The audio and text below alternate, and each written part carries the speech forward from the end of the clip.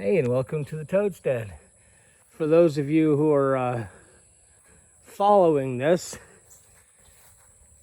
it's kind of our building our not so tiny house.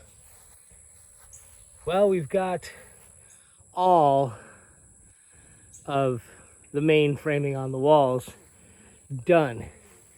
The only thing left, I'll give you an example right here. See that short block up there? That was put together to help hold the wall together when we lifted the wall, and now we got to put the top sill all in. And there's a few challenges. One of the things about cutting your own lumber is you can get off, well, let's just say that you can get off a little bit on thicknesses. Yeah, that's not the mill's problem. That's certainly some things I did.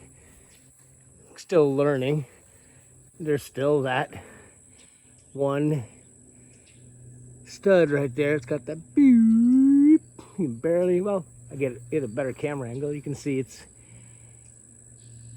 just, that needs to be looked at. And we started getting some of the top sills in. And admittedly, some of this was temporary, just as helping to hold up the walls. But when we're cutting, we had some anomalies. Tried to stay at 1.5 inches as much as we could to facilitate doing stuff later on. And well, not everywhere. So I've got one spot, you can't really see it, it's up there, but the whole reason behind it is that somehow, some way, that sill ended up being about 3/8 of an inch too thin. And when we got up there, you could probably see that joint right there. The 3/8 shows up, which makes the top sill just a little bit off. So we'll probably shim that, because I'm not taking it all apart. And then another good example of temporary is when we put this wall up. Let me circle around. Put this wall up. We had, this is the first wall we worked on, and it ended up being, see, there's a seam right there. That's been well taken care of. And then we staggered the seam, of course, put it over there, and just threw that top sill on again, just to keep it nice and rigid so we could pull it up into place. So now we got, I don't know if I'll take that off or not. Either way, I'm gonna straighten it out, let's put it that way. And we'll go right across with the 2x6 and then into that connection. And you can see just a little bit, it's be 1/8 of an inch difference up there. But again, we'll take care of all that. But we're moving right along. For those of you who aren't following this is your first time, this place is very small. It's only 600 square feet, kind of patterned after a farmhouse, turn of the 20th century. Very simple, very straightforward. No big architectural specialties, I guess you want to call it. It's not fancy. That's a simple way to put it. Very simple.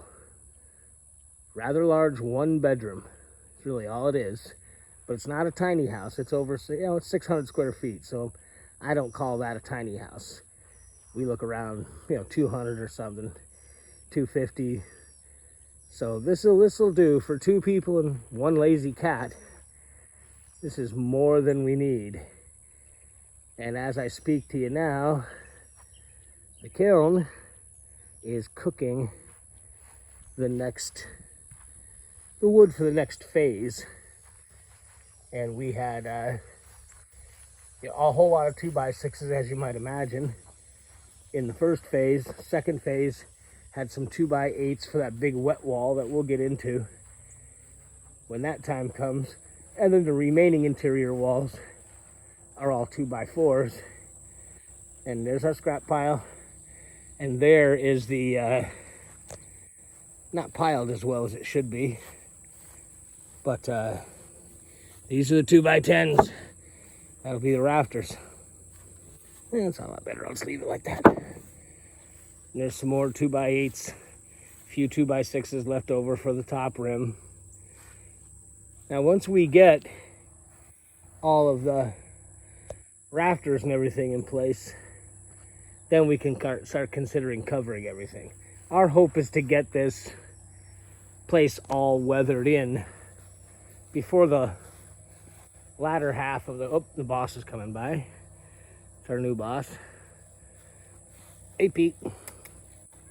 Yeah, I know. You like it there?